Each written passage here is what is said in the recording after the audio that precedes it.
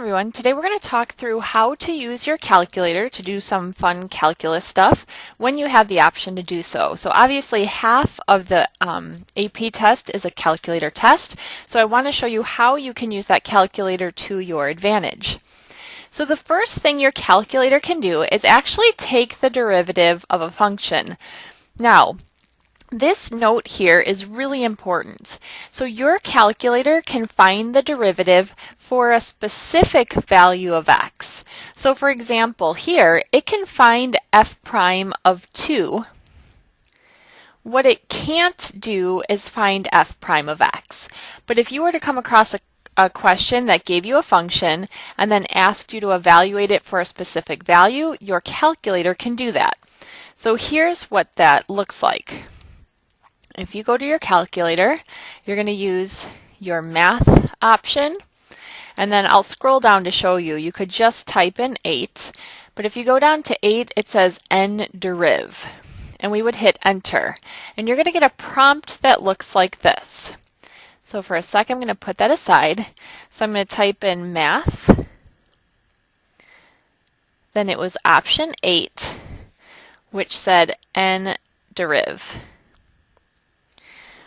When you hit enter, you're going to get something that looks like this. It's going to give parentheses. And then it's going to have, let's see, a box equal to. Okay, so that's going to be your prompt. So here's what we're going to type in.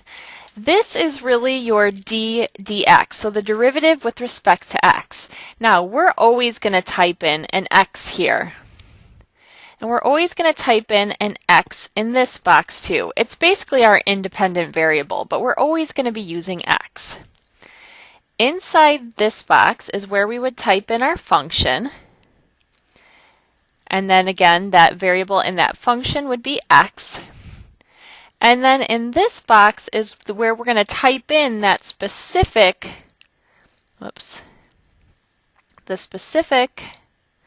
there we go, value of x.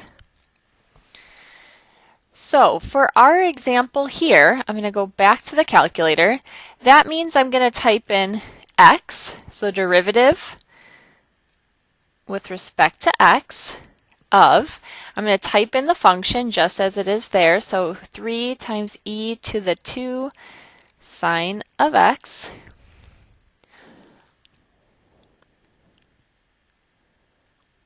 and then plus 7. Let me get out of there. Plus 7.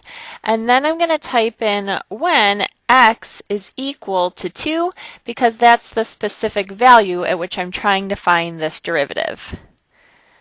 So that whole expression is going to look like this, and I don't think I can fit the whole thing in. Oh, there we go. And once I've got that, I'm going to hit enter.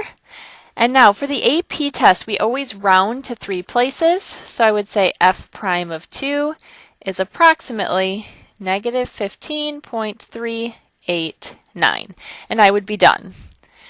So again, it saves us the trouble of doing this derivative by hand and then plugging in 2. Your calculator can take care of finding the derivative and substituting that specific value. So that comes in handy. All right, the next thing we can use our calculator for is graphing a function to analyze the derivative. And really, there's not too much to say here about the buttons, right? We're going to use our y equals to graph the derivative. So let's go ahead and try that. My example here says, suppose that f prime equals this function. It's asking me where is f of x increasing on this interval. Now, I know that f of x is going to be increasing wherever f prime of x is greater than 0. So what we're going to do is we're going to go into y equals, and I'm going to type in my derivative. So e to the, I've got 1/2 x, and then minus 8. Now I'm keeping in mind that this is the derivative. It's not the original function. So I go to graph it. I'll likely have to adjust my window here. Let's see. It's asking me on the interval from 0 to 10. So I'm going to make sure, oh, my x is already set up from 0 to 10. So again, since this is f prime, I know my original is increasing wherever f prime is greater than 0. So I know that happens for this portion of the graph up here. So I just need to find this 0 so I can get that interval. So I'm going to go to second trace to get the calc functions. I'm going to go to 0. Now I'm going to go, let's see, I'm going to move so my y value is negative. I'm going to hit enter. Then I'm going to go where I have a positive y value, hit enter. When it asks for a guess, I'm going to hit enter again. And I know that 0 happens at about 4.159. So I would say f of x is increasing on the interval from 4.159 to 10 because f prime of x is greater than 0 on this interval.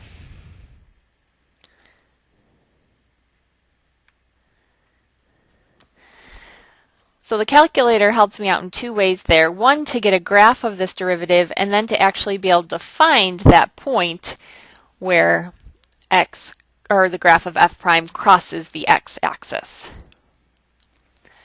All right, so let's look at some calculator questions and see how we would use our calculator.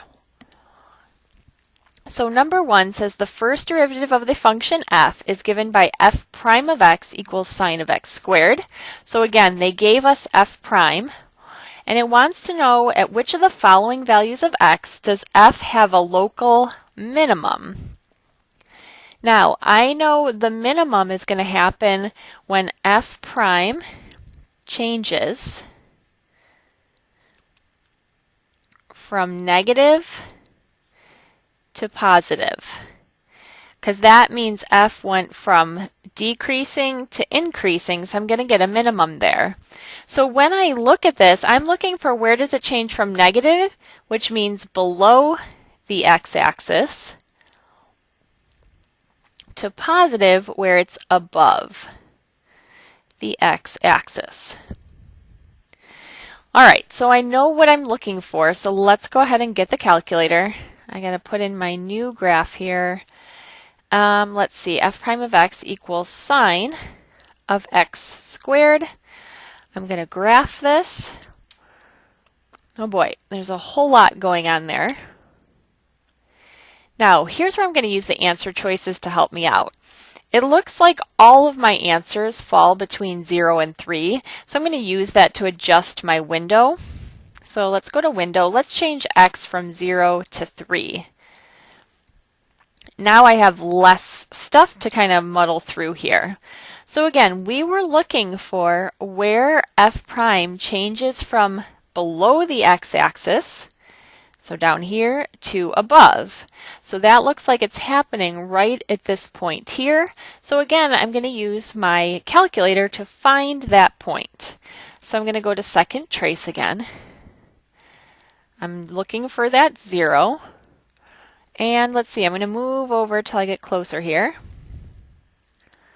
So I'm going to leave my cursor here where it's below the x-axis. My y is negative. Hit enter. I'm going to jump up above the y-axis. Hit enter. When it asks for a guess, I'm going to hit enter again. And I can see that happens at about 2.507. And that's going to give us a choice of A. All right, one more. Now, in number 2, they're giving us a function. Now we're just looking at the actual function. We're not looking at the derivative. And we're looking for where it changes concavity. So now I know concavity has to do with the second, let's use the same variables. The second derivative, I want to know where that changes sign. Now, I could graph the original, but actually what I'm going to do is use my calculator to help me graph y prime, and then I'll analyze y prime to find out about the concavity. So here's another trick we haven't talked about before. We said that we could use our calculator to find the value of a derivative at a specific value.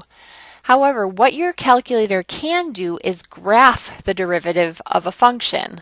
So here's what we would do. I could very easily come up with this derivative, but let's say it's more complicated. What we could do is we could use our math, then option 8. We'd get that same notation that we had before. I would still do derivative with respect to x. I'm going to type in the function here, so x cubed plus 6x squared plus 7x minus 2. Now, in this case, because I want it to graph the derivative for all values of x, I'm going to type in x here. So let me write this down. So this, when we're graphing, we're going to do this. Derivative with respect to x. We're going to put in our original function for all values of x. And this is going to graph y prime. Now, sometimes, depending on how complex that function is, it may take a bit. So let's go ahead and graph and see what we get. So because it's having to calculate that derivative as it goes, it tends to be a little slower when it's graphing. I'm going to change my window back to a standard window here so I can hopefully see something. There we go.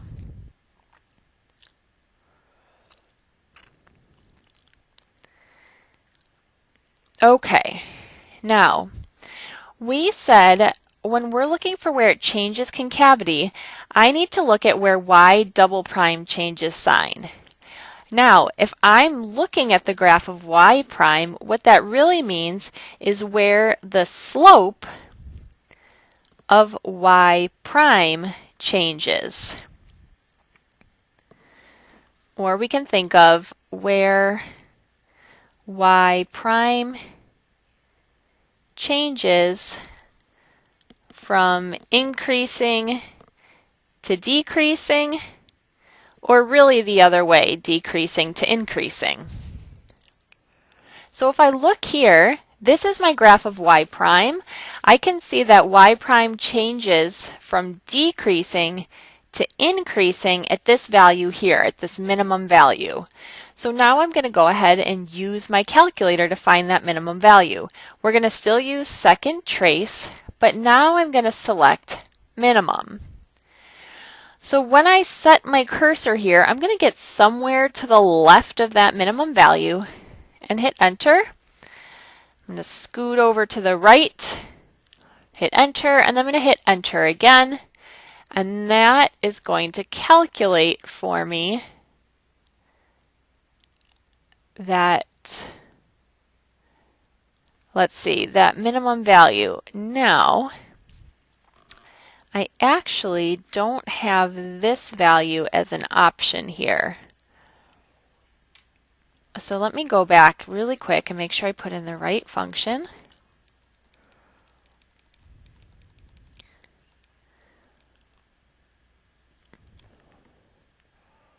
Okay, let's try this again. Maybe we have a typo in our answers here, so let's see.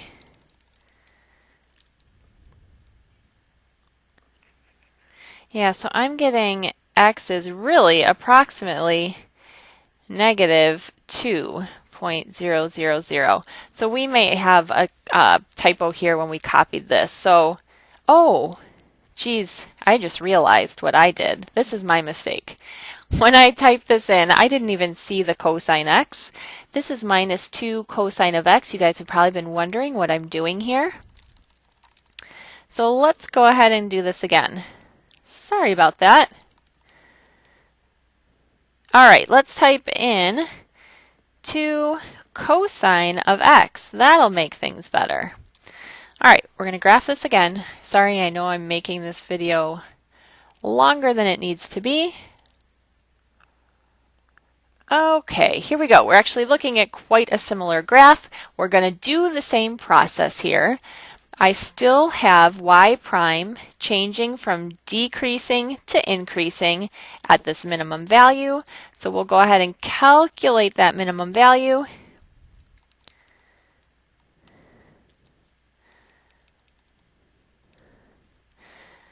All right, and hopefully now, there we go. Now x is approximately -1.89, which is choice D. You can see like how I tried to blame that on a typo. It was actually me. But hopefully you get the idea of the process. So you'll have some practice tomorrow using your calculator, and then really we're through the chapter and we'll be getting ready for the upcoming chapter test. All right, thanks for hanging in there through my mistake, and I will see you back in class.